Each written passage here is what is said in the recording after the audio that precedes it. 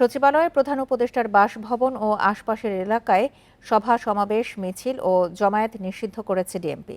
বৃহস্পতিবার DMP commissioner Sheikh Mohammad Sajjad Ali স্বাক্ষরিত এক গণবিজ্ঞপ্তিতে এই তথ্য জানানো হয়। আর আজ থেকেই এই নির্দেশনা কার্যকর হবে বলেও জানানো হয়।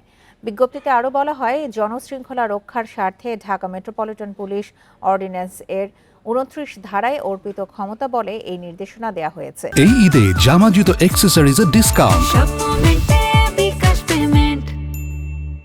এতে বলা হয়, বৃহস্পতিবার থেকে পরবর্তী নির্দেশ না দেওয়া পর্যন্ত সচিবালয় ও প্রধান উপদেষ্টার সরকারি বাসভবন, যমুনা ও পার্শ্ববর্তী এলাকা, হোটেল ইন্টারকন্টিনেন্টাল মোড়, শাহবাগ মোড়, কাকরাইল মোড় ও মিন্টো রোডে যে কোনো প্রকার সভা সমাবেশ, গণজমায়েত, মিছিল ও শোভাযাত্রা নিষিদ্ধ করা হয়েছে।